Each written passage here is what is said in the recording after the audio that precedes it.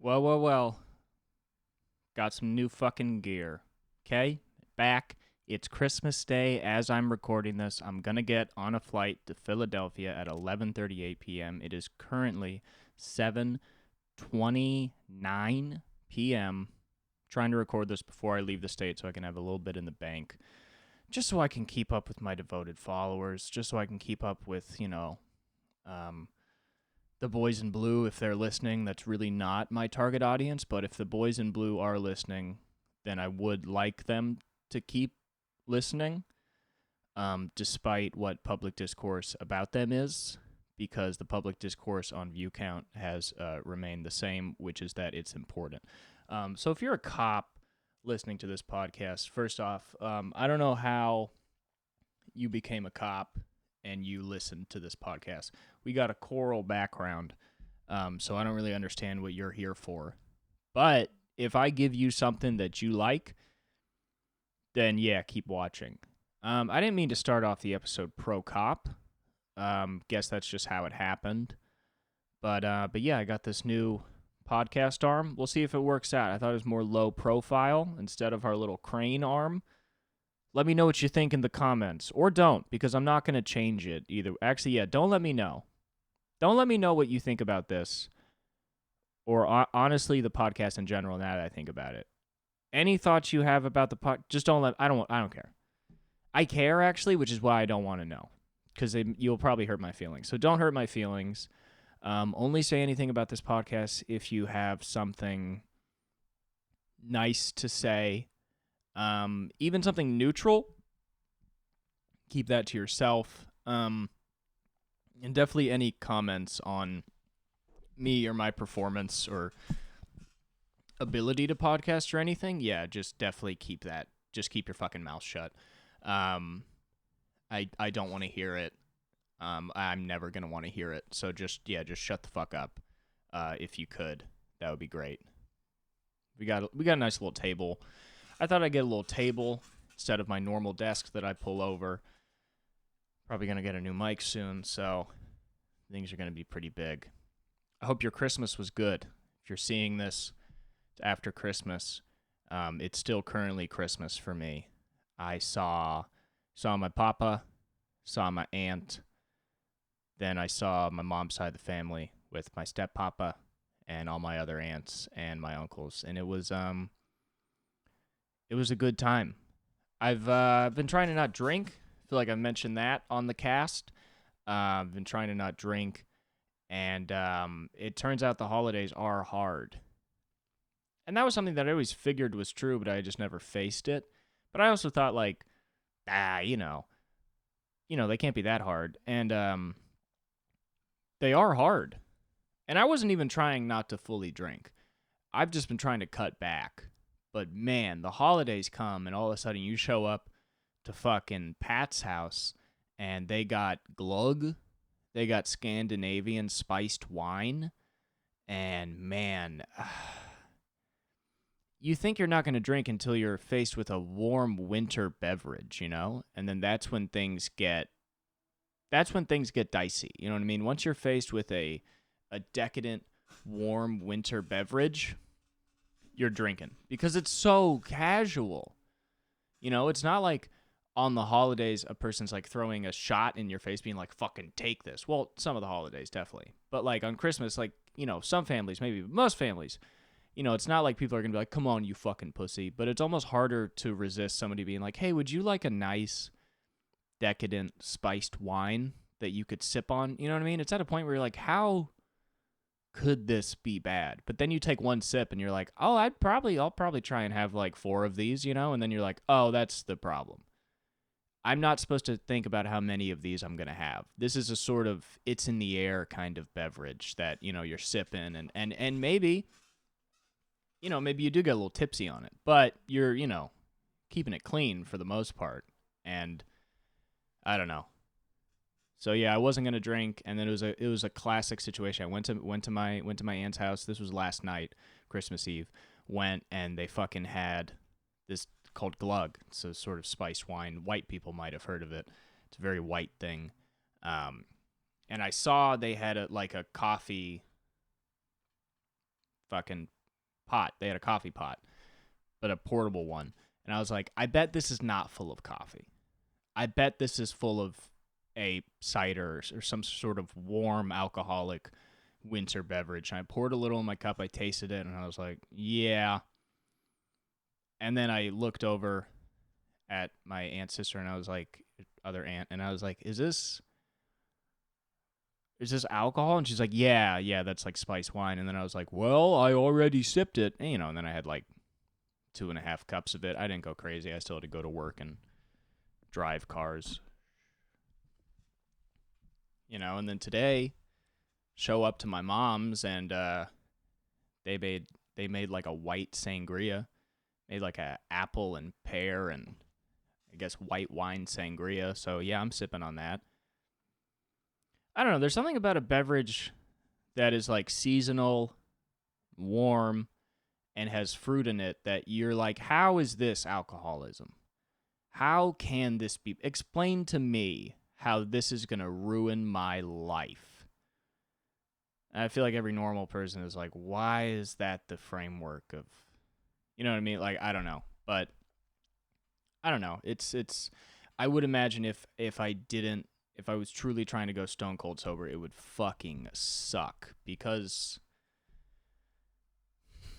I don't know. It's so weird. It's like, because nobody would ever like fucking force you to drink that. But if you're the guy at the party that's like, yeah, I can't sip that spiced wine, then it's just like, ugh, bummer. Like, damn. Like, if you sip a spiced wine, your fucking life is over. You know what I mean? Like, that's why it's afraid to get sober, because like, that's why I'm afraid to get fully sober, because there's so many situations that it's like, they're the ones you expect, like out at a bar with your friend is the first one you think of, and you're like, I can do that. And you can prepare for that, and it's very possible. You can go to a bar, and you can be like, you know what, boys? I'm having a Coke, and I'm going to enjoy your company. And then you don't, but you tried, I did that. We went to a concert, me and my girlfriend, some friends. I got a Coke, and I got through it. But even that was tough, because like my friend's girlfriend was like, hey, what are you drinking? And I was like, a Coke. And then she goes, and then I did the weird thing, which instead of just saying I'm drinking less, I just go, yeah, I'm a big Coke guy, which just makes it sound like I'm a huge fucking alcoholic that doesn't want to talk about it. But I don't know. It's weird too, because it's like I don't have any kind of like public drinking problem. Like, I'd take some shots at work. People knew I liked bourbon and stuff, but I wasn't necessarily drinking more than other people to the point that it was like, Coop's got a problem, So now when I'm not drinking, people are just like, why? And I'm like, because it just doesn't always work, because I don't know how to stop myself, It's more like when they ask why, it's like, well, because when you are drinking a regular 4 drinks, I'm drinking those same 4 drinks and also getting a shot in between each one, and then maybe just like 2 more shots and one other normal drink. So that's the difference. You know what I mean? It's like, that's where we're coming from. And it's just the fact that is the only way I want to drink, and the only way that almost makes sense to me to drink. That is the issue. And it doesn't actually make sense, but it's like my body is like, yeah, rack them up, get another, let's do it, let's go, and that's what fucks you up, is just my body just fucking, my body loves the party.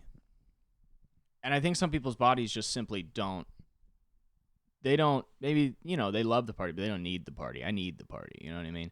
It's more than love, the love is, the party's my baby girl that I hold so close, along with my real baby girl that I hold so close. That I do, of course, love more than the party. And luckily, she will not ruin my life. She makes it better. But, fucking, it is, I don't know. Holidays must fucking suck. I just think that's why it just sucks to be a fucking alcoholic, is like, it just seems like it just never goes away. Like, even if you got 20 years clean, you still have to not drink every single day to get 20 years clean, Like, you see alcohol all the time. Like, there's no way that even if you haven't drank for like 30 years, that you walk into a fucking party and there's alcohol there, and your first thought is not like, damn, I wish I could do that. I wish I could do that, Because it feels like, you feel like a fucking baby, you know what I mean? You're like, you look around and it's like, It almost makes you feel dumb too, because you know so many people. You're like, damn, that guy's fucking retarded, and he can drink. And I think I'm pretty fucking dumb too, but like I can't drink. How can that guy do? And maybe that guy just has a problem that he's not addressing. But there's also a lot of people that just I don't know. There's so many. It's just weird because you're around so many people and like you're drinking, you know what I mean, and like everything. You all seem like you're on the same plane, you know. But then all of a sudden you get told that like, oh, well, you kind of drink an amount that's not great, and you're like, really? And you're like, do they drink an amount that's not great? And it's I don't know. It's fucked up, okay, but it's whatever. I mean, just having it in your mind it makes me drink less, but also my mind switches quick because I was like, yeah, I'm only gonna drink once a week, and I've been doing that for a little bit, like literally maybe 3 weeks, but been fucking doing that, and it's been keeping my head on straight. But then like Christmas Eve had a couple cups of the glug. Today had a couple cups of the sangria, and I'm flying to Philly tonight to go see my lovely girlfriend and hang out with her and her boy for a little in Philly, and then we're gonna go to her son, and then we're gonna go to New York. Um, so I mean, dude, if it's a holiday and I'm on the East Coast, I'm gonna be doing some drinking. Like I'm gonna be drinking, and that's all right because I've made the decision. But I mean, that's how it goes. Is like my brain, you just tell yourself that the switch can be flipped, and then the switch is flipped, and you're just it's like there's just a guy inside of me that's like, fuck yeah, man. And then he gets to come out, and he's been there the whole time and has not gotten any weaker, maybe only stronger. And he is ready to go. Which I don't know. I guess maybe that's the difference between me and a guy that can safely drink a lot. Is like when a guy that can safely drink a lot, like when he drinks, he's still him. When I drink a lot, I'm like drinking Cooper, you know? And I don't necessarily act different, but it's just like my way of thinking about the drinking is very direct and targeted, and it's like I'm going to drink tonight. I'm going to drink this. I'm going to drink this, whatever. Then there's other guys who are like, yeah, I'll drink tonight. Let's see what happens. When my thought is like, oh, I'm drinking tonight. 4 drinks at least. And I'm only 140, so, 4 drinks even, whether or not I want to admit it to myself, it'll get me somewhere. Probably not like drunk, but, somewhere. So, I don't know. I think I wish I could not be so excited to drink. I think is the real issue. That's like that's like a good example of alcoholism is how excited you get, is that's how you know that you have at least and I don't have a big problem. I'm not trying to steal valor from real alcoholics, but that's how you know that you have at least a bit of an issue when you allow yourself to drink, but you get so fucking excited where you're like, dude, fuck yeah, dude, I'm gonna fucking, this is gonna be so fucking sick. I'm gonna get, and then you're not even thinking about like the time that you're gonna have. It's like, well, where are you when you're drinking? Yeah, you're with your loved ones, you're doing this. It's like, focus on that. Like, that's the fun part. I'm never like a let's see what happens. I'm like, I'm gonna take control of getting hammered because I allowed myself to get hammered. So now I'm going hard, and it's that desperation. That's the dangerous thing where you're like, God damn. And you know what the problem is though, is like when you stop drinking like every day, the drinking is less fun when you do it all of a sudden. It's weird. Drunk doesn't just feel like drunk, it feels like poison. Like it feels like what it actually is. Because I guess if you drink every day, that drunkenness just sort of feels like, yeah, like it's drunk, it's familiar, it's good, but then like when you don't drink every day, your body kind of reacts to it just sort of for what it is, which is like a light poison. You're not like, oh, I feel drunk. You're like, I feel a little weird. And then you're just like, am I going to get drunk? And you're like, oh, is this it? Is this the same drunk I've always felt? I'm just not so attuned to it now to the point that it's like not calming or fun anymore. Like I don't know. It's weird, but I mean, salute to all the patriots out there pushing it through the holidays, not drinking. If you're watching this, good for you. Keep pushing. You're just about as weird as the cop that's watching this. I don't really know why a recovering alcoholic would have any interest in what a 23-year-old has to say. But I don't know, maybe you like watching this and you're like, man, this kid is going to keep drinking for a while. I can tell this is a slightly good phase for him in terms of his drinking because he's not doing a lot, but he's going to be back on it, you know? Which is what you have to remember, is like, it's not like I've overcome anything. I've slightly, for a short time, changed my drinking habits, and that's it. And none of that is permanent. And even if it was 20 years, it's not permanent, but it's like, oh, you forget that, because I look at, just a couple of months ago where I was drinking every single day, and I was like, ooh, that was back then. That was bad times, but now it's like, dude, you could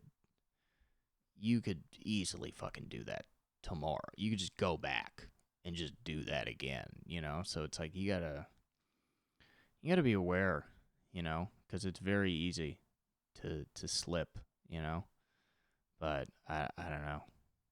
It's hard to. It's crazy how much I love vices, and I'm not unique, but sometimes you feel like you am, because it's like I quit drinking, so I start. I'll not quit, but I'll slow down drinking, so I'll start smoking more weed. And, if I stop smoking weed, I'll probably start drinking more. And, like, there's so much shit that I just do all of the time that is not good for me. And if I tried to stop, it would be so hard. It would, the cigarettes, the drinking, the weed.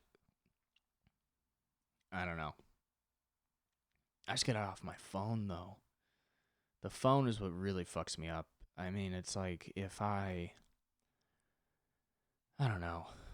If Van Gogh had a fucking phone, it would not have worked out. I'll tell you that much. It definitely would not have worked out. He definitely blasted cigs like a motherfucker, though, and those didn't fuck up his life, Shooting himself did. It took him days to die, too. I can't even imagine that. I was thinking about that the other day. It took him days to die. It took him so long to die. So, like, he must have wanted to die so bad, I wonder what he was doing in those days. I wonder if he just laid in bed. Because he probably didn't eat, right? He just let himself. It would be very funny if he ate, though. He's just at a cafe, like, bleeding out his side, but it's fucking France in the 1800s, so they don't give a shit, He's like, when the fuck was Van Gogh alive? This is what happens on this podcast. There's a lot of moments where I'm reminded how alone I am. I could just look it up and have somebody else buffer for me, but no.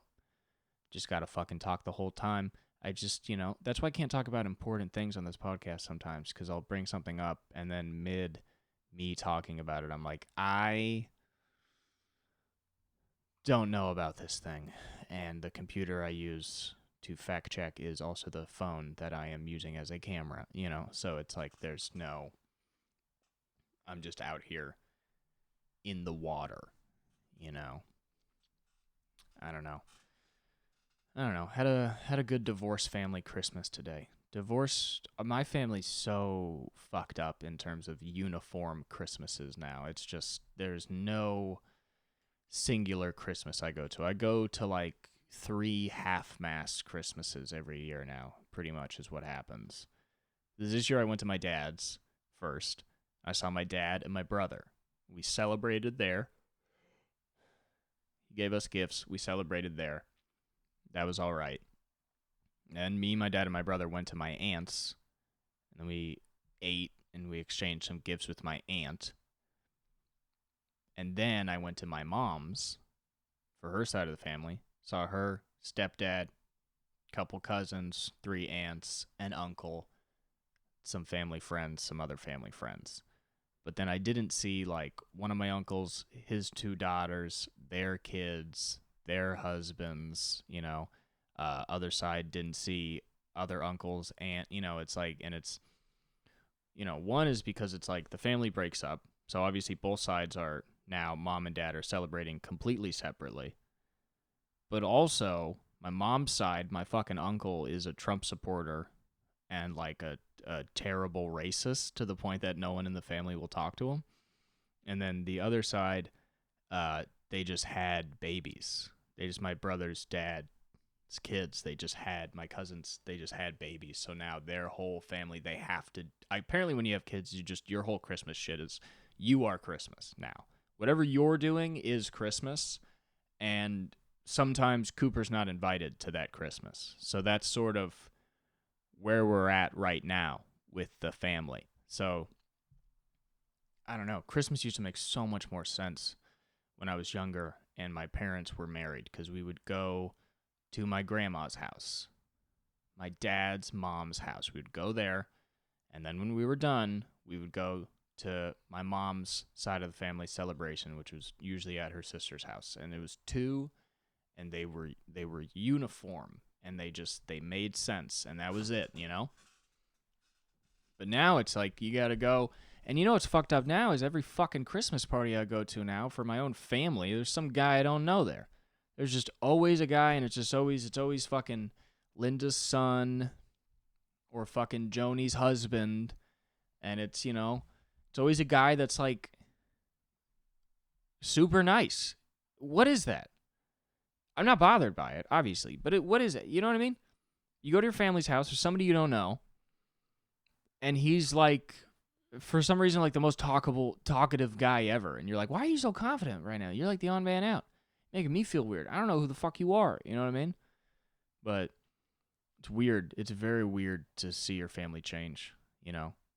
I used to be the baby of the family. No more baby. Now there's real babies. You start to feel gross, you know?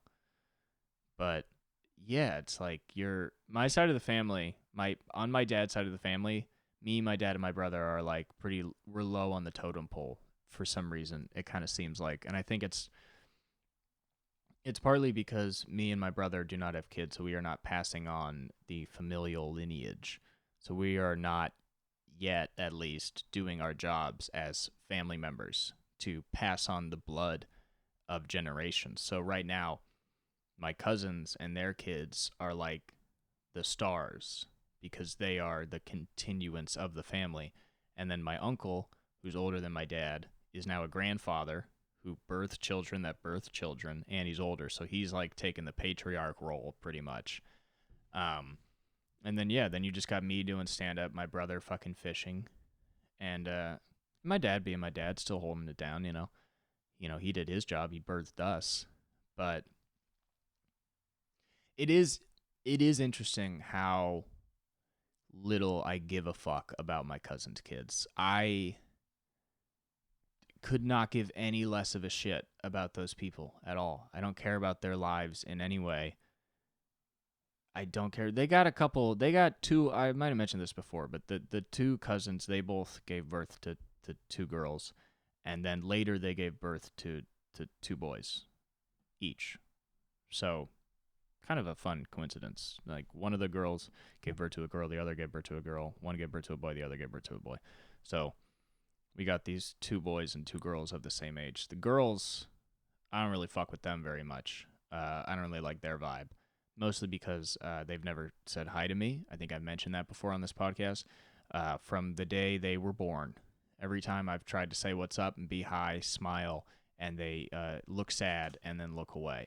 The boys are okay. They're all right. But the thing is like, this is the future of my family. And that is like that's where the family rests now. Like right now, me and my brother are almost like offshoots of the family, because we don't have kids and my brother has a career. I don't have shit. I'm a loser, actually. I'm projecting everything. But we're like sidecar family members right now. You know what I mean? Like the real family is these people with houses and kids. You know what I mean? But it's weird, because it's like my cousin's kids are their fucking kids, so they're their whole world. But I see them, and I'm just like, I don't know. I mean, like, I don't, they're in my life, they're somebody I've only seen, maybe under 15 times over the last, how old are they? Fucking 3 years or so. So it's like they don't mean a goddamn thing to me. Because when somebody older in your family has a kid, like, it's not like you're seeing a kid have a kid. You're like, all right, I guess that's what my older fucking cousin would do, is have a kid, But it's like, I don't give a shit, But everybody gives a shit. Of course they do, as they should. But that's the whole family party is we show up and they're like, the baby, It's tough to have a baby party. It's just every moment of the party is like every conversation just gets stopped by like, he needs it. Oh. I'm over here talking about my sick fucking life, and then all of a sudden somebody's like, he needs, we need to, he's in the room, he's crying. Now, he's got to go up to the room because you got to go to sleep. We got to bring him down. He's awake. Hey, look, he's awake now, and this, and it is funny. Kids can interrupt any fucking conversation you want, and it makes you look like almost like a sort of like an asshole in a movie, because like people are asking me about my life, and I'm like, yeah, I'm going up to the comedy store, and then blah blah blah, and then all of a sudden one of these kids walks in, and they're like, oh hi, gotcha. And then they have like the greatest time of their lives ever talking to a exuberant, happy little baby, and then they come back and they're like, oh, so what's happening? And I'm like, yeah, and then I have to fucking make my life sound cool after they just, witness the joy of a new life discovering things, I am truly jealous of the babies. I'm very jealous of the babies because I can't compete, okay? Because I have no fucking stand-up career, and I just can't compete. And I honestly think that if I was successful and famous, that I could possibly steal the show from these fucking babies, and I could save my father's side of the family from the shadow realm that we are currently in, which is almost fully in my head. But it's kind of how I like to play the game and believe that, But dude, if anybody watched this podcast, I make some money off it, I sell some fucking shows, I'm going around, I have an interesting life, then maybe, they would at least go, oh, hi, and then go, come here, okay, sorry, what? And then, but right now, I got nothing. I cannot compete. I mean, these kids they're doing so much more. The moves they're making in their life are huge right now, which I guess is actually the gift of being a baby, is that anything you do is huge. Like, my life has come to a point where I'm just kind of waiting for the next step. I mean, I'm trying to work for it. Obviously, I'm trying to make this be successful. I'm trying to get more shows or whatever. But, it's like I'm at the point in my life where I have to start working for things that will probably take a while to come to fruition. So I don't have a lot of good news at family parties. But these fucking kids come in and they're like, what's up with you? And then they're like, he talks now. How the fuck am I supposed to compete with a guy that just learned to talk?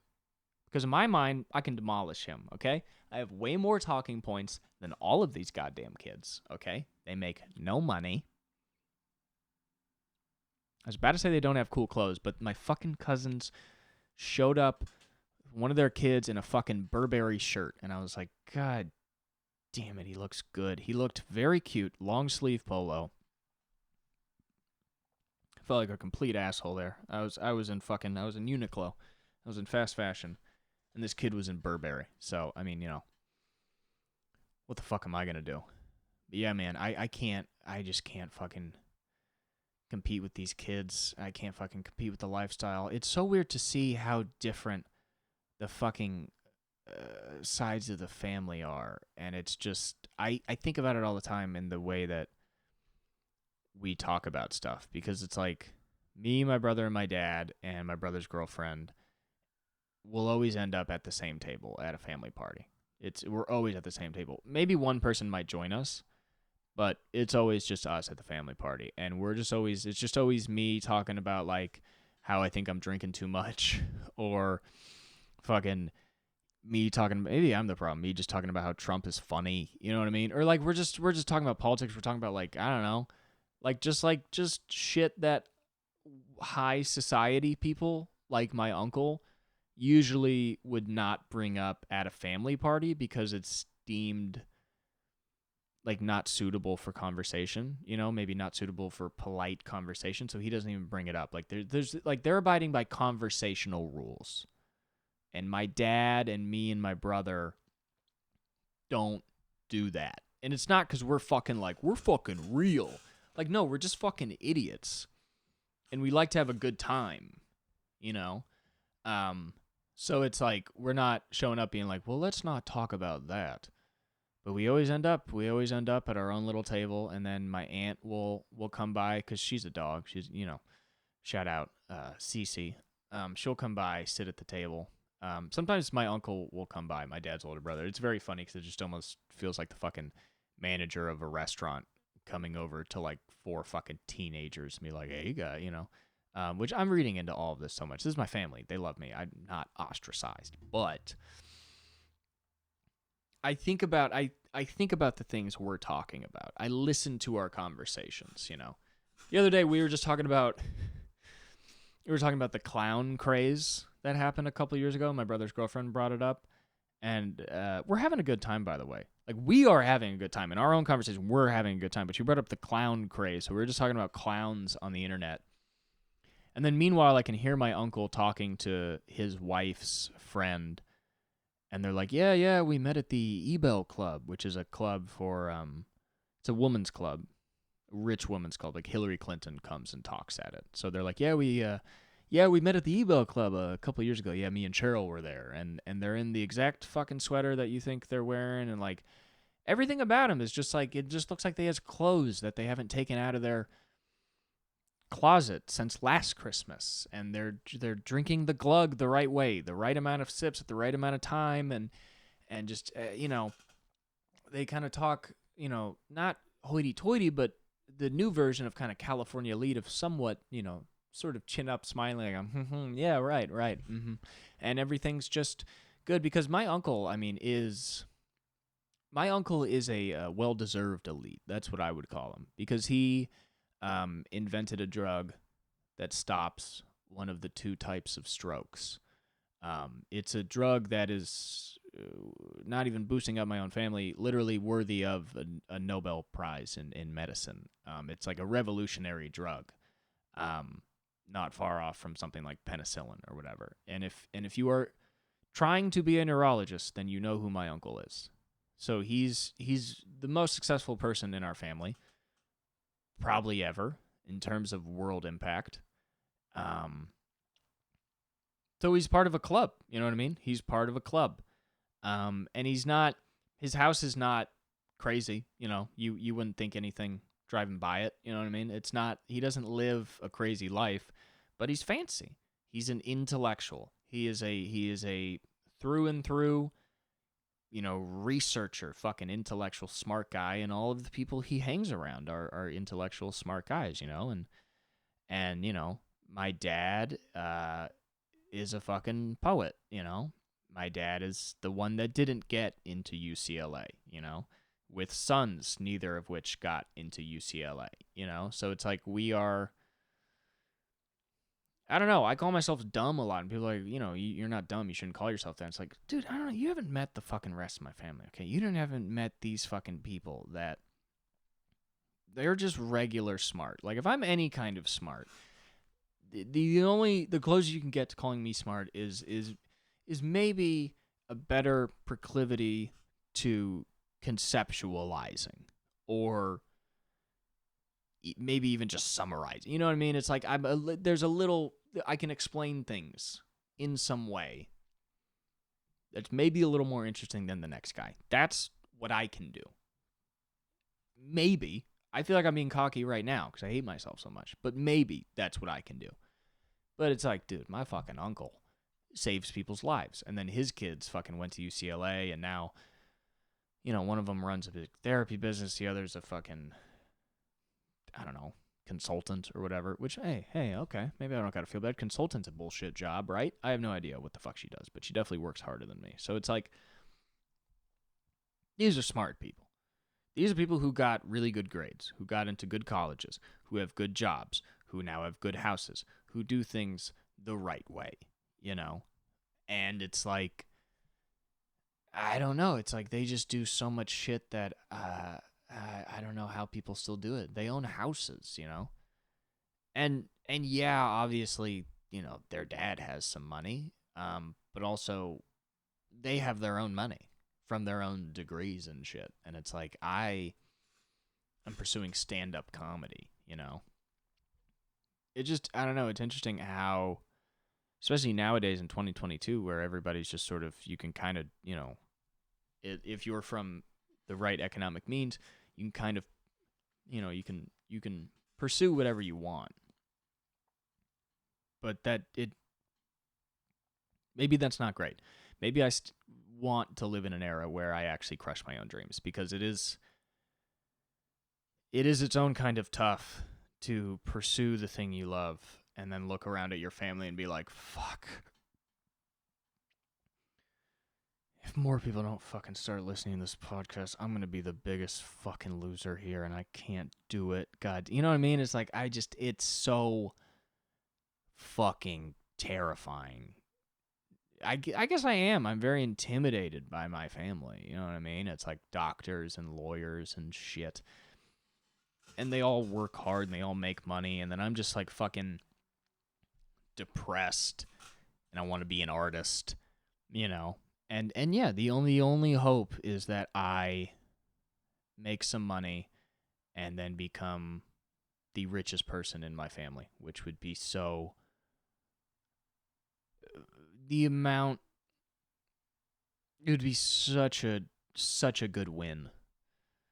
Because, you know what's funny, though, is I'm acting like people are rooting against me. Nobody's rooting against me. Everybody in my family is so fucking nice to me. I have an amazing family in life. They're all great, okay?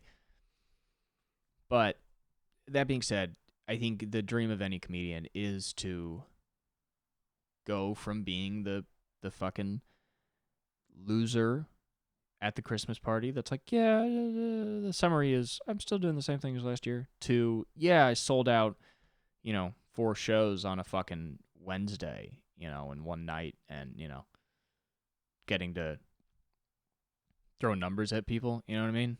Like if I get, you know, if I got big and I'm at the family party, I'm like, yeah, I did 2 nights at Brea Improv, you know what I mean? And they don't know what that means, but I know what it means. It's like a fucking $100K at least, you know, for a fucking weekend, you know what I mean? You throw that at them, and then, you know, that's like I'm saying, then you got fucking fodder to go against the babies, you know? But it's, I don't know, but it's tough. Maybe that's why I hate myself so much, because I do, you know, my dad is the cool guy of his family. He was the dude that had to end up going to AA. You know, he was a guy that learned life lessons, that has things to say because he lived a life where he actually did shit, you know, and I'm his son. And I feel that. And I'm not, you know, my fucking notebooks at school were never well organized. You know what I mean? I was never like the great straight A student. I would do well in class because I'm not a fucking idiot, I guess. But it was never like what you think of in a smart kid, you know? So, I don't know. It would be nice if I was from a fucking stupid-ass family. I maybe I'd have way more confidence that way, you know? Maybe, because that way then I wouldn't be comparing myself to, you know, because people are like, you're not dumb. And I'm like, yeah, but that guy fucking invented a drug that, like, stops something that kills people. You know what I mean? It's like, how am I smart if that guy exists, you know? I guess the obvious answer is, like, smart is kind of a dumb word to begin with. There's way too many things that word can mean, you know? Intelligence? Maybe. Problem solving? Maybe. You know what I mean? Like conceptualizing? Maybe, you know? Are all those things the same? I don't know. It's dumb to say I'm not smart, that guy is smart. But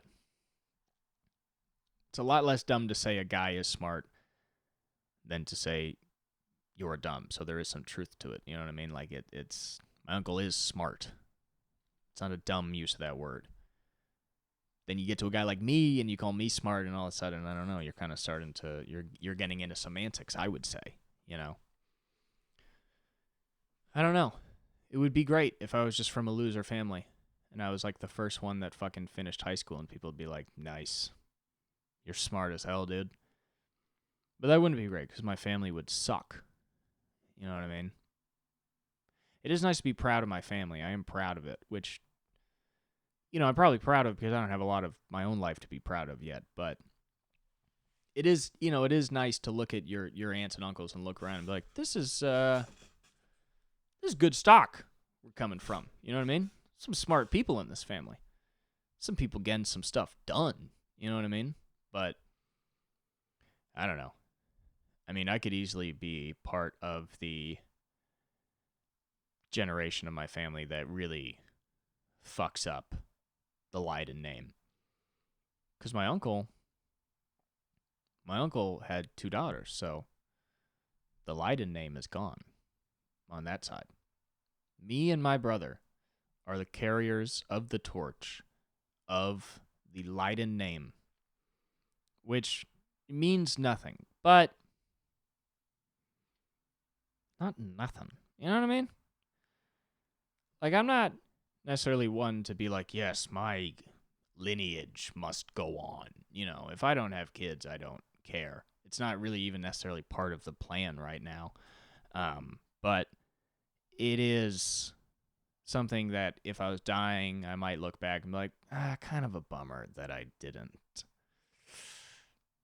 really help out the family in that way. I'm hoping my brother does. I mean, he's got a career in fishing, so I mean, he'll be able to make some money to raise a kid, but I have nothing right now in terms of kids, ability financially. So I don't know. Will the name die with us? I don't know, but I don't know. It's just interesting how one side of your family can be like a revolutionary side of medicine, and then I do stand-up comedy.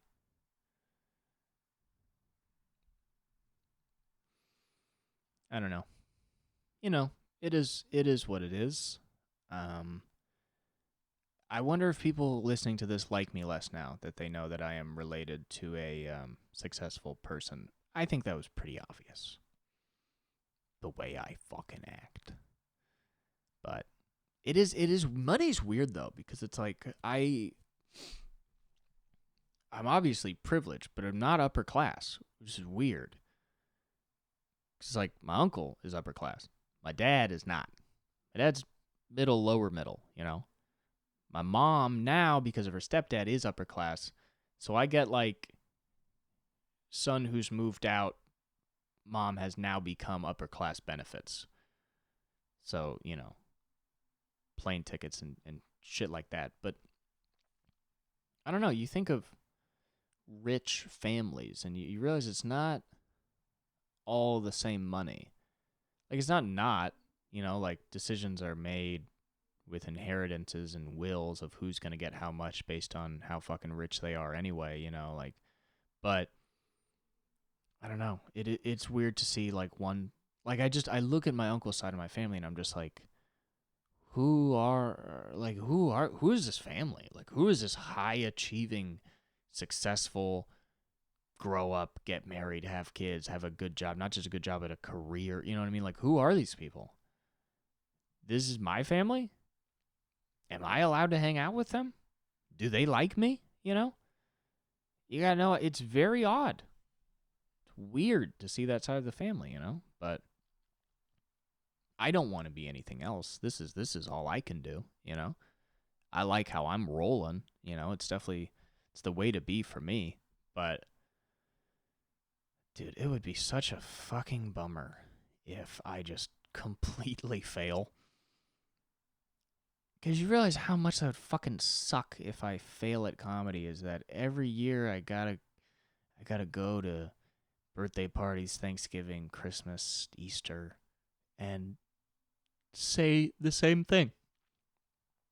Pretty much every year, just show up and they're like, "What's up?" And I just say I did just whatever my most recent gig was, But there's no like real like, "Oh wow," and that, like that's, I almost wish I could explain to my family, like, hey, only ask how my career's going, like, maybe once a year.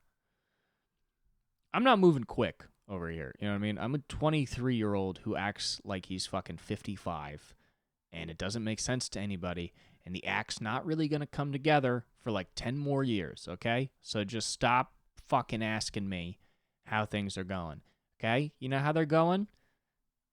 they're going like a guy whose time is not yet, if ever. That's how it's going, okay? Because if I'm ever going to have my time in the sun, it's going to be forever from now. If I ever was successful in comedy, it's 10 years at least. 100%. There's no way that this whole thing fucking makes sense within the next 10 years. Maybe 6, I'll be nice to myself. But no. A 23-year-old who's just fucking pissed but has no reason to be is like this annoying as shit, you know? A 23-year-old that everybody thinks is 30 when they meet him, you know? People would rather that guy just be 30. So it's going to take a long time. So I want to, you want to tell my family, like, hey, man, listen, it's not the same as fucking going to college, getting out, getting a job. It's I have to grow as an artist, and I also have to grow as a business person that can make a career. And all the while, people have to give a shit about that growth the entire time. And newsflash, they're not. So stop fucking asking what I'm up to, okay? Because it's, you know what I'm up to? I got a new fucking podcast arm. That's what I'm up to, okay? I got a table and I got a podcast. That's what I'm up to. This is the big change in my life, okay? No, I did not get a master's, okay? I got a low-profile mic arm, which compared to the last one is honestly not that low profile, but I do like it. I do enjoy it. It is very nice. I do have fun with it. So, I don't know. It's tough at the Christmas party for a young comedian because you feel like a loser. And I realize my answers are too long. They go, "What's going on?" And I tell them, I'm like, "Oh, I said in the last podcast, I'm like, Andrew Santino and Bobby Lee, they fucking set up a thing for the door guys, so we're gonna get a Christmas bonus. I don't know. I got to go up on that show." And I explain it, I think, with too much comfortability and enthusiasm to the point that I just sound like a loser talking about doing nothing. I feel like if my life was great, they'd be like, "What are you doing?" I'd be like, "Going on tour soon." Just one sentence that's just a fucking home run. You know what I mean? That they know what it means. And because everything I say to people now, I have to explain to them why it's cool. I have to be like, yeah, the guy that was a featured supporting character on a successful Comedy Central show 6 years ago took me to a casino. We did stand up there. And then they have to be like, oh. And they have to be like, yeah, I don't know, maybe, other young person's name of the party, they might know who he is. And I have to explain why shit that I've done is kind of cool. That's the most I can get, It's also funny, though, because it's like, you forget, it's like there's so many stand-up comedians that, like, especially people like my uncle, people don't know who they are. You know what I mean? Some of the most successful stand-up, like if I went to my uncle and I was like, yeah, I opened for Bobby Lee, he wouldn't know who Bobby Lee is, which is his own fault. Bobby Lee's way too famous for him to not know, but he's just too fucking doctory and rich to even know Mad TV existed, and the plethora of other shit that he's known for, So it's like, I don't know. I wonder how that, it's almost like it shows me that some of the most famous comedians in the world, like I could go up to them and talk about, I could say fucking Tom Segura, Anthony Jeselnik, fucking Whitney Cummings, and Elijah Schlesinger. I could say those 4 comics to most of my family, and they would not know who they are. Those are 4 of, like, probably the top 10, at least top 20 highest paid, most successful comedians in the world. And a lot of my family just doesn't know who they are. Which is funny to me because it makes me realize that, like, damn, if I were to be a successful comic, there is a more than likely shot that my family would not really know or believe it until I showed them a picture of, like, here's me in an arena. Or, like, here is my house that is nice that I bought with money. If I didn't have that, they wouldn't know. Because any success that I found would be off of this podcast, which is its own little community, or it'd be live shows or whatever, So it's like there's so many, I don't know. Which is why I should just take the heat off myself now. Because, yeah, I realize, like, damn, like, even if you started making money and started touring, like, they probably still would not think you have an actual career.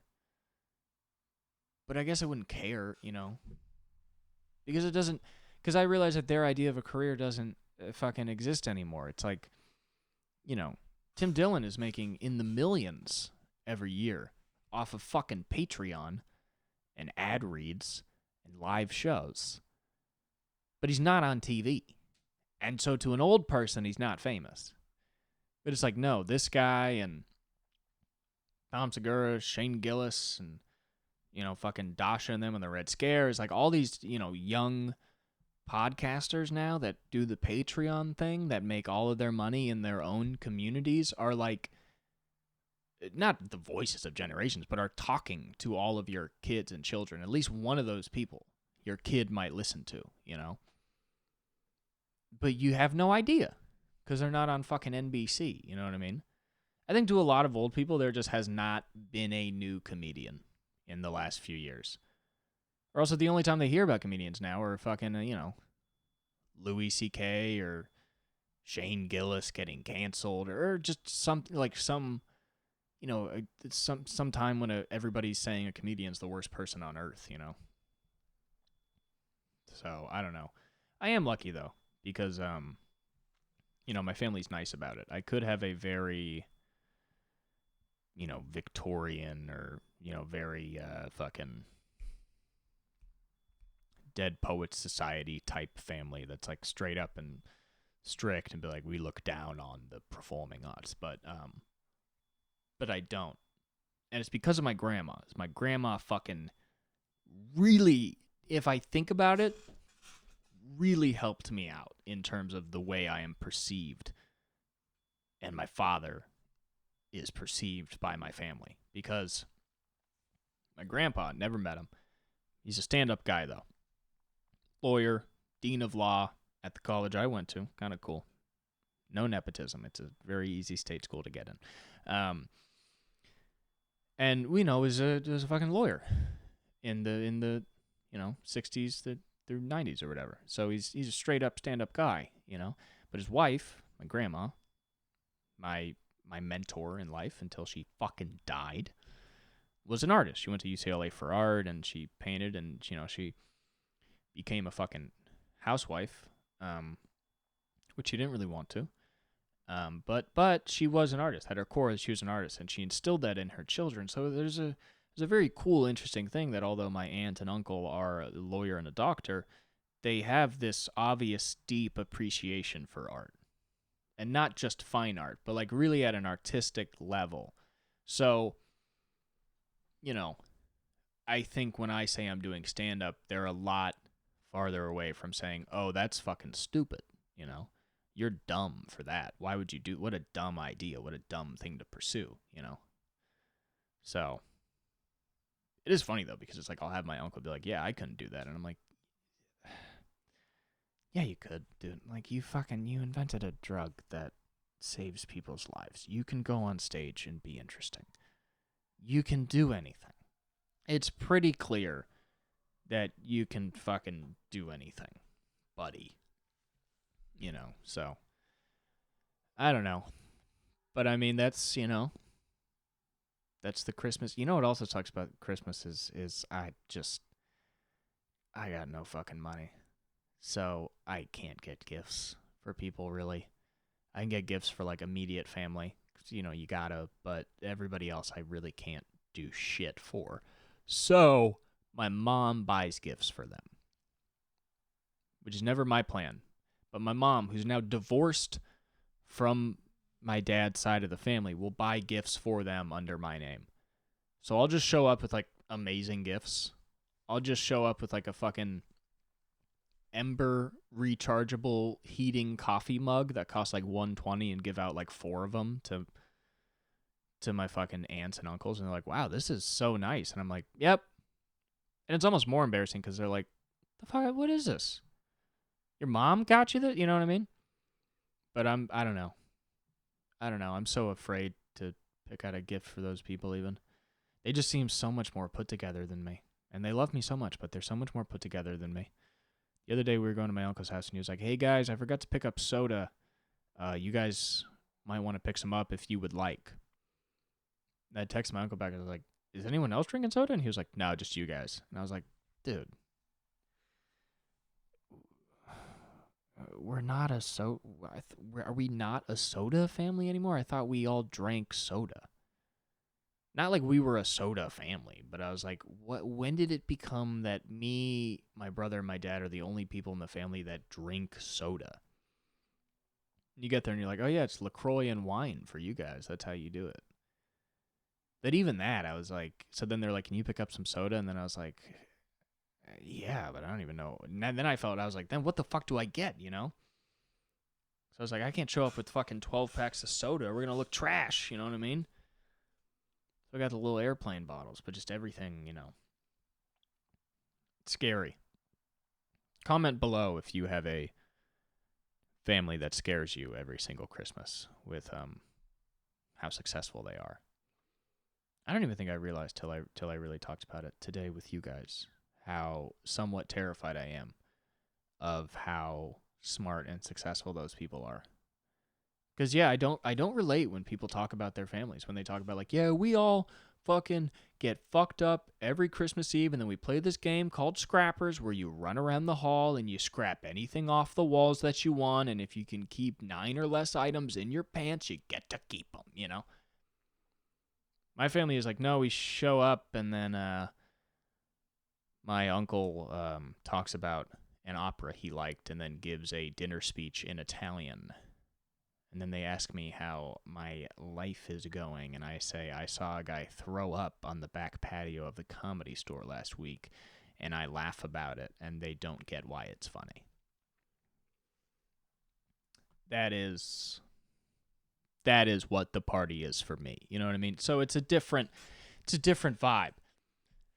I just realized the amount of fucking shit that I think is funny that I can't, you know, say that. Like, I don't know, like sometimes I'll describe work, I'll be like, yeah, like this guy was at work and he was being rude to me, so I yelled at him, and then he tried to fight me, but I'm smaller. So all the security guards fucking fought him, and then they took him out into the street and just fucking beat his ass for 5 minutes straight, and then I laugh, and then they're like, huh? And I'm like, oh yeah, no, that was funny. Is what I meant to, sorry, that's not funny. And it's just like, ah, fuck me, guys, you guys are too fucking put together. Can you just be pieces of shit just a little bit? Can you just fucking suck for like a little bit? For a moment. Could you fucking suck? I don't know, but they can't not. There's just some people that, yeah, it's, I don't know, they just have it. They just have that gene, and I don't know. I don't know. I don't have that. I don't have that fucking do the right thing gene. But it's weird because I'm not like a fucking, I'm not a fuck up at all. My life's going fine. If anything, I'm more of a pussy, which is why I don't like the place I'm in, because it's like I'm not off the walls crazy, but I'm also not well put together. So I'm just sort of like, you know, covered in dirt. You know, as the thing, it's like, this is cleanable. I can wash this off, but I don't look good, you know. People are like, yeah, wash it off. Come on, you know, it'll be fine. You just wash it off. You can do a little chest press up, you know, but I don't know. I think maybe 30 seconds of this podcast today was funny, but I think it might be intriguing, especially around the holidays. And I would like to hear what you guys have to say about some of the things I've said after you see your families, because I am coming hot off of seeing my family. So this is fresh family talk for you guys that I've just given you. This is right off of the fucking presses. What it was like to be around my family. I hope you appreciated it. I hope you had a very Merry Christmas by the time this comes out. I hope you had a very happy Hanukkah by the time this comes out. I hope you had a very happy Kwanzaa by the time this comes out. And in general, if you celebrated anything, I hope it was a good time. Unless it is not supposed to be a good time. I don't know. All Christian holidays are supposed to be fun. But I know most other people on Earth are like, no, they're supposed to mean something, and you're supposed to like actually think about stuff. And we're like, well, that's fucking crazy. But anyway, Merry Christmas, Hanukkah, Kwanzaa, Happy New Year. Love you. There also might not be an episode next week.